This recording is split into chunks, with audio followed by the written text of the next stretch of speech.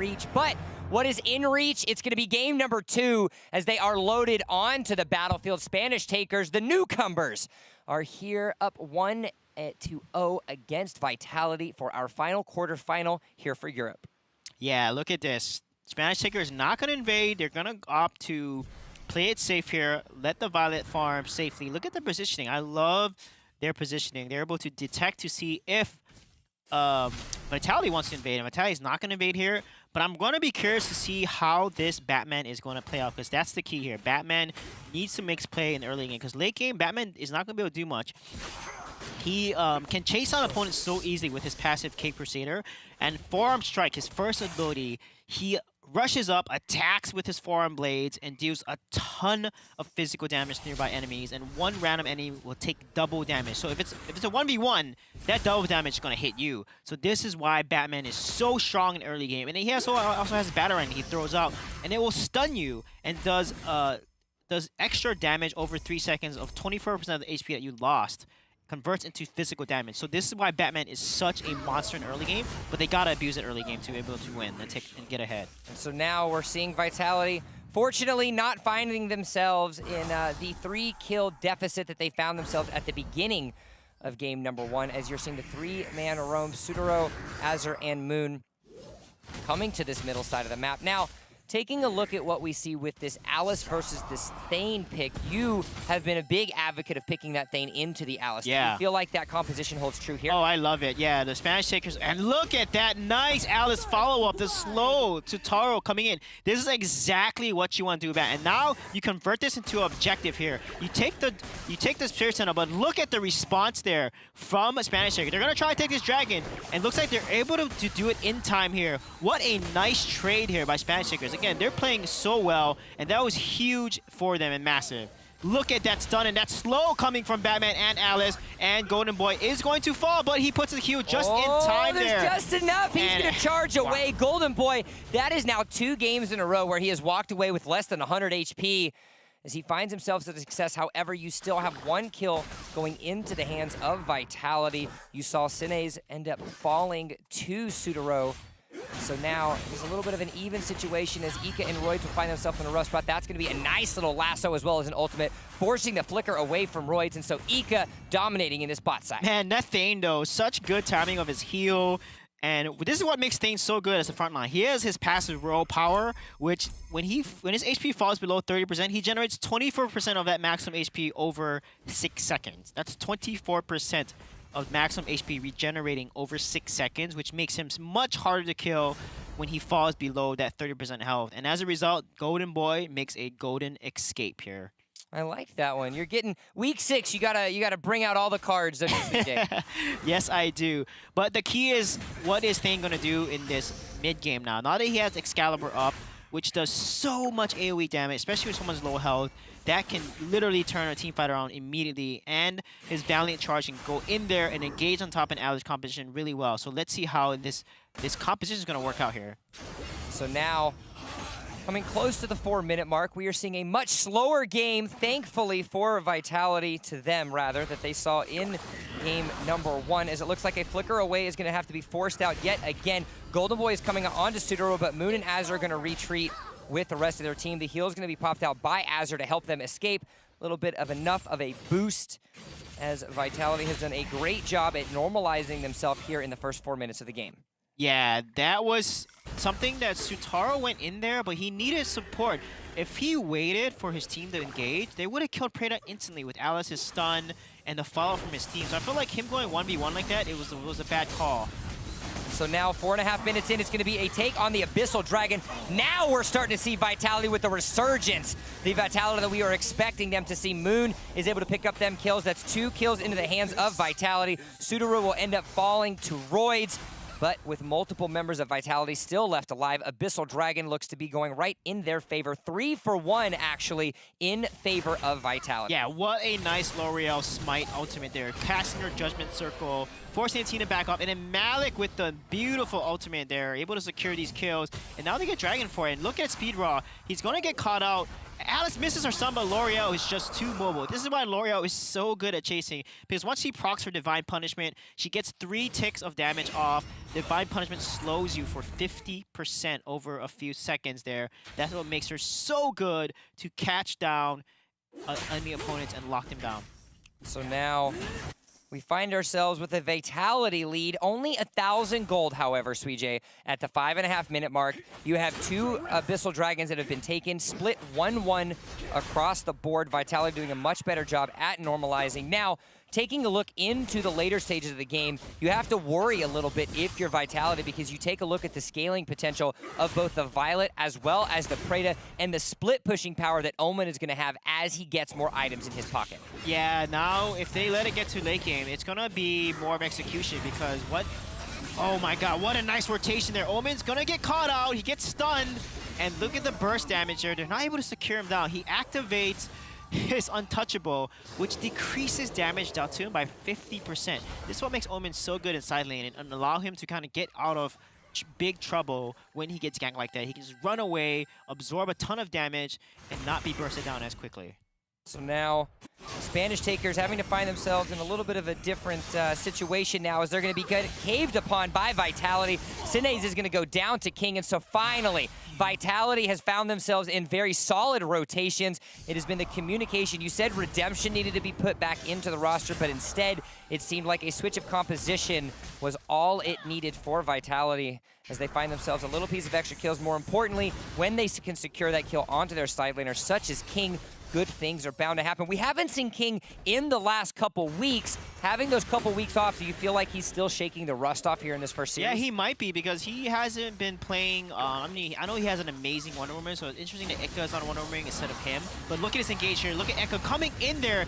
Nice Malik ultimate, securing the kill onto Violet there. Beautiful, beautiful engage. And so now, Abyssal Dragon goes into the hands of Vitality. You're going to see a little bit of a aggressive onslaught coming out of them. King is going to take down Golden Boy.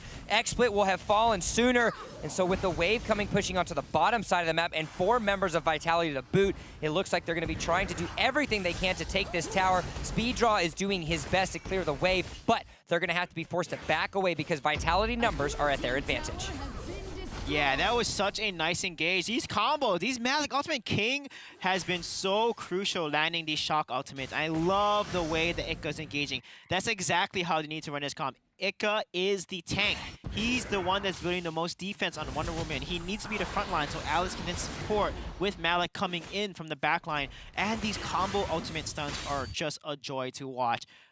Wonder Woman's AoE stun coming from her ultimate, Brithis of Submission, and then followed with a Malik knockup from his shock ultimate, and then Alice's Hissy Fit ultimate means the magic damage coming from L'Oreal is going to do even more burst damage, and you combine that on top of Batman's burst damage as well, it looks like a really solid combo that they're executing pretty well against Spanish Takers.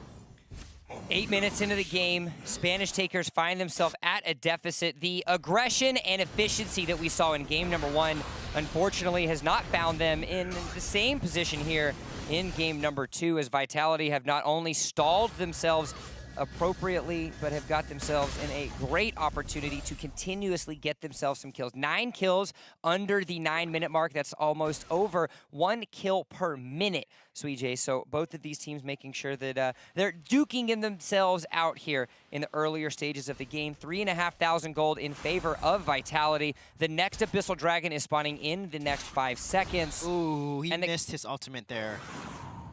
They need to take Darkslayer. Vitality needs to get ahead here. It's 9 minutes in the game, and they're losing another tower to Vi. They're letting Violet scale up when that's exactly not what you want to do. Explicit cannot get more items because they're going to lose in the late game. Violet's going to scale and do so much damage, and Batman is not going to be able to do much because Batman falls off pretty hard in late game. And look at that! They secure a nice kill on Sataro there with the Thane Excalibur ultimate coming down. They knew that the Abyssal Dragon was going to be the focus, and so they get themselves a solid rotation over to the top side of the map. It looks like as well the Dark Slayer is going to be started by both of these teams. They know the rotation of Vitality is floating towards that bottom side, so it looks like they're going to sneak themselves off a little bit of this Dark Slayer. They have a lot of damage. You've got Sinez, Explicit, as well as Speeddraw, the main damage dealers of the Spanish Takers. King is going to come through. He does not have he does not have a punish available. They're going to find themselves way too low. They have to be careful. It's going to be Speeddraw that ends up picking up that kill, so they're going to be able to wipe some sweat off the brow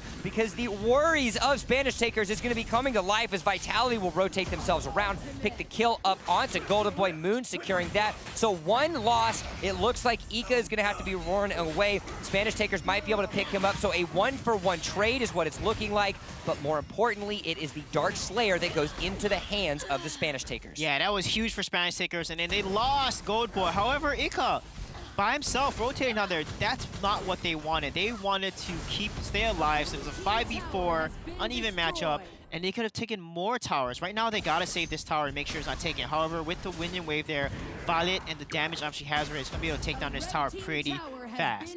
This is not what Vitality wants right now. They're down by, they're just ahead by 2k gold, a little over 2k gold, and they should have been ahead a lot more. Batman is going to fall off so much. Look at his items. He has 4.9k gold compared to Violet, who is ahead at 5.5k gold. This is actually not looking good for them. If Violet continues to build more damage, she's going to be a major threat to deal with into the late game of this match.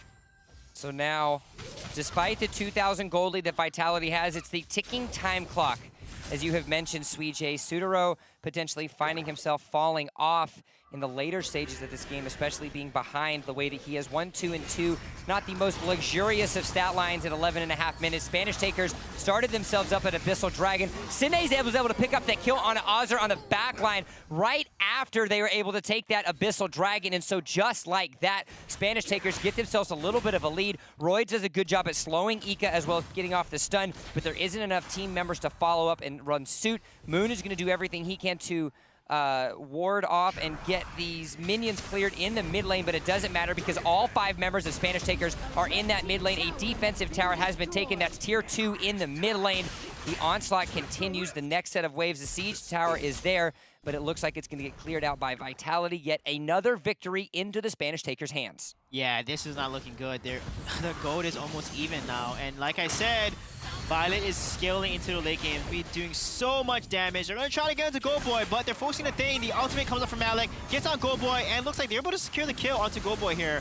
And he's going to fall, but can they get a kill on anyone else? And Sutaro's going to fall. 2 Roids here, 1-for-1 trade. 2-for-1 trade, actually, as Explicit ended up going down to, going down by Sudaro, but in the meanwhile, they're still able to get it. But look at what you have in the mid lane. Surprise, ladies and gentlemen, we've got an Omen on the battlefield as he's able to solo split push down that high ground tower, which is an unbelievable advantage for the Spanish Takers because it opens the doors wide open. In the meanwhile, he's able to get the duels in the mid lane, is actually able to take down Ika. Moon falls as well to Speeddraw in the side, so Sides will fall, but he takes a life, he takes a high ground tower, and Spanish Takers are back in it. Yeah, Speeddraw was also able to kill Moon after Moon killed Roids.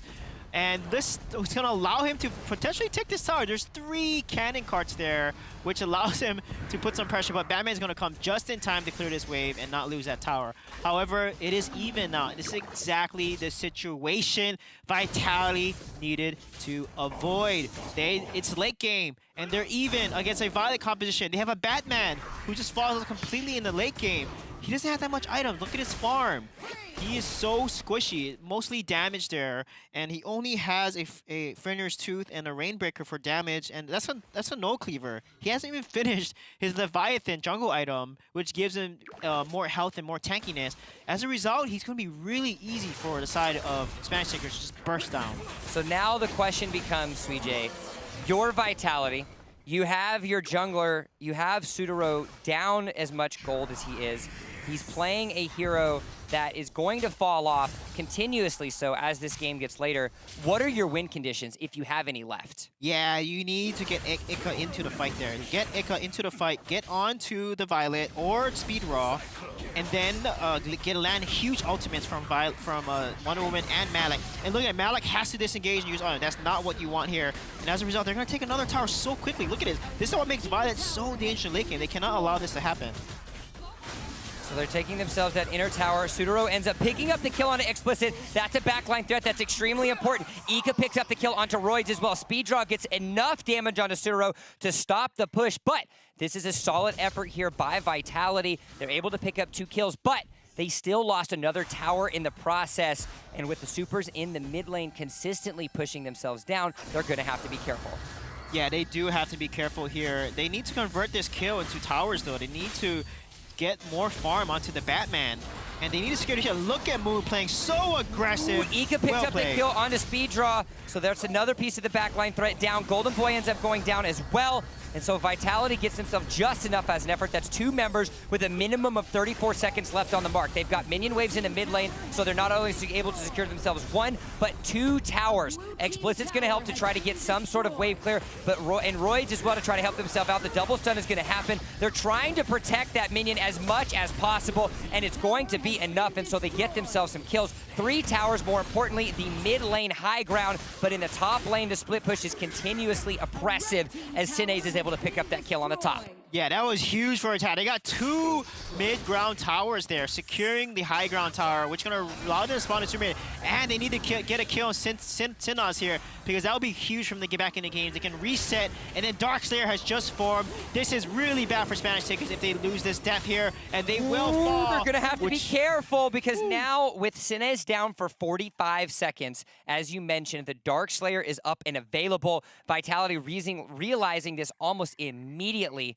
are rotating themselves towards this top side of the map. Ika doing his best to take a very quick Seagull so that way they can get vision of the Spanish Takers, but much to their surprise, they're actually on their side of the jungle as they steal away the might buff. Unfortunately, though, Ika's going to be able to catch out Roids and get them down. Meanwhile, on the other side, Explicit's going to have to go on the backside. Moon might be able to pick up that kill. He's able to get just enough to damage. Moon taking down Explicit. Roids is going to dodge out the lasso out of Ika on this top side. It is split fights across the mark as a double kill comes in for Sudaro, and so Vitality back and forth, but the clean ace happens. It was a soft ace because Sinus was still dead, but now with Sinus the only one left available, as well as minions coming down into the middle side of the map, it looks like they have an opportunity to even out this match. Sinez is going to go down immediately, stalling down the inevitable, and so Vitality comes back and forces a game 3.